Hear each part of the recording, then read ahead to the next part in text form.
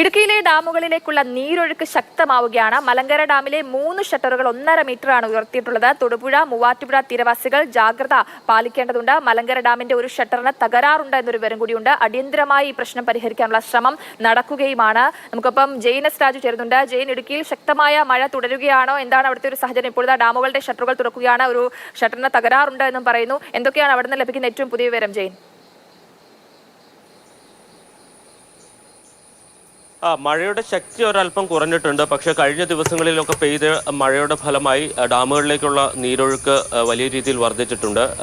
ഏറ്റവും പ്രധാനപ്പെട്ട ചെറിയ ഡാമുകളാണ് കല്ലാർകുട്ടി, അതോടൊപ്പം തന്നെ പാമ്പ്ള, മലങ്കര. ഈ 3 ഡാമുകളിലേക്കുള്ള ജലനിരപ്പ് അല്ലെങ്കിൽ നീരൊഴുക്ക് ശക്തമാവുകയും ഇതിനെ തുടർന്ന് കൂടുതൽ വെള്ളം പുറത്തേക്ക് ഒഴുക്കാൻ തുടങ്ങുകയും ചെയ്തിട്ടുണ്ട്. അതുകൊണ്ട് തന്നെ പെരിയാറിൻ്റെ തീരത്ത് താമസിക്കുന്ന ആളുകളും അതോടൊപ്പം തന്നെ തൊടുപുഴയാറിൻ്റെ തീരത്ത് താമസിക്കുന്നവരും മൂവാറ്റുപുഴ ആറിൻ്റെ തീരത്ത് താമസിക്കുന്നവരും ജാഗ്രത പാലിക്കേണ്ട ഒരു സമയമാണ്.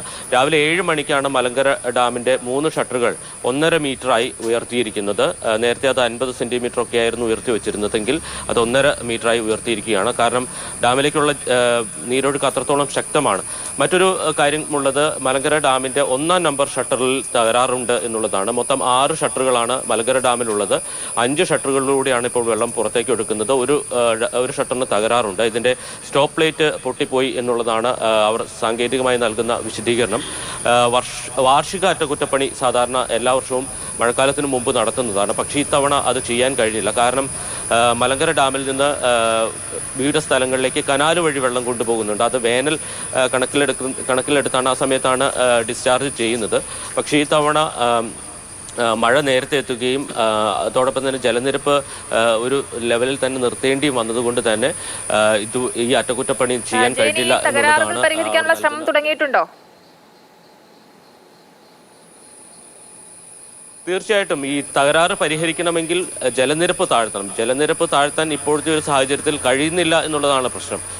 ജലനിരപ്പ്, അതായത് ഷട്ടറിൻ്റെ താഴത്തേക്ക് വെള്ളം കൊണ്ടുവന്നാൽ മാത്രമേ അത് ഉയർത്തി പൊട്ടിപ്പോയ ഭാഗം വെൽഡ് ചെയ്യാൻ കഴിയൂ. പക്ഷേ ജലനിരപ്പ് താഴ്ത്താൻ കഴിയുന്നില്ല. അത്രത്തോളം നീരൊഴുക്ക് ഇപ്പോഴുണ്ട് എന്നുള്ളതാണ് പ്രശ്നം.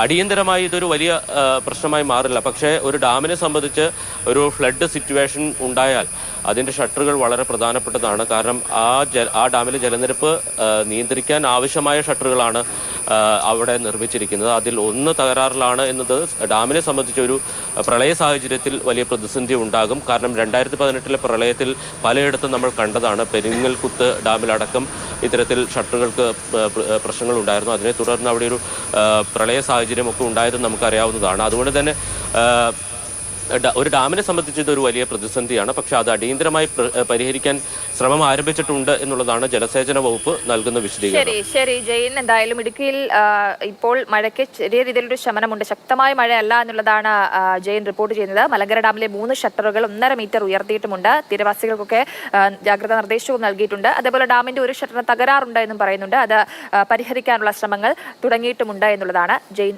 റിപ്പോർട്ട് ചെയ്യുന്നത്.